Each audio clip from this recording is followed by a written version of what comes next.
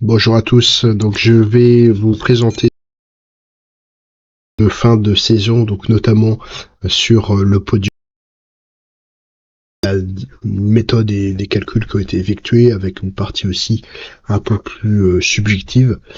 Mais l'idée c'est voilà de faire comme l'année dernière, alors en peaufinant un petit peu le raisonnement.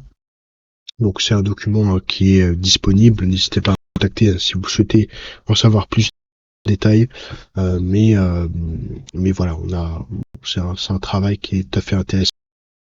Puisque bon, il y a une méthode qui est particulière, notamment le fait de reprendre le classement donc de l'année dernière avec un PSG qui a été bon, quand même pas mal en avance par rapport à Monaco.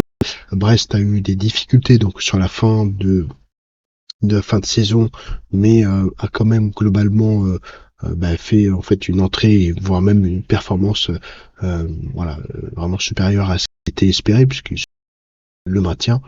Et en fait, voilà, c'était vraiment la surprise de la saison. Il y en a généralement souvent une. Euh, Avant, il y avait aussi le Lens qui avait été une surprise. Et puis après, euh, des grands classiques avec Lille qui a été champion, Nice qui reste quand même très régulier dans le projet.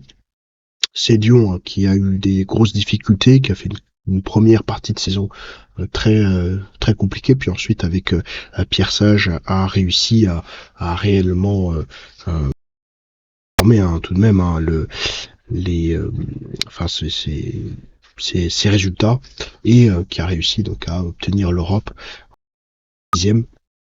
Ensuite Lens, ça a été cette année, pourtant ils avaient quand même une bonne équipe, ils se sont un petit peu dépecés de gauche Wai sur cette saison. Marseille, une grosse déception, mais on verra que c'est reculer pour mieux avancer. Ensuite, on a Reims qui a voilà été vraiment un projet très solide, un projet dans la durée avec style. Rennes a fait une bonne saison. Alors, dixième, c'est une bonne place, mais ça reste quand même une grosse écurie qui va pouvoir aller chercher très probablement KM6 dans la prochaine ou l'année d'après. Toulouse, ça a été correct. Ils vendent très souvent chaque année des temps pour se mettre dans leurs finances.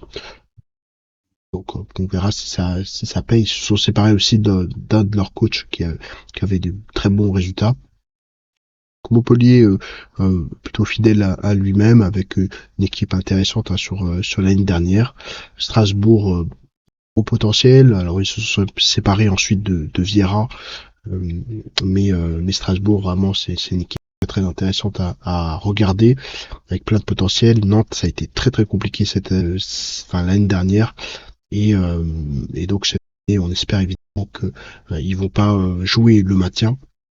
Le Havre s'est maintenu. Bon, il y a les trois autres qui sont partis, mais le Havre, c'est une équipe qui est collective, qui propose des choses intéressantes, et c'est ça qui leur a permis, c'était d'ailleurs dans les pronostics, de sortir du lot par rapport aux autres équipes qui étaient vraiment dans une situation un petit peu compliquée, même si Clermont propose quelque chose d'intéressant. Lorient, ils avaient fait un mercato donc avec Renom qui était aussi intéressant, et puis Metz avait un très bon buteur, Nicotazé, qui, euh, qui a quand même permis de sauver les meubles d'une certaine façon.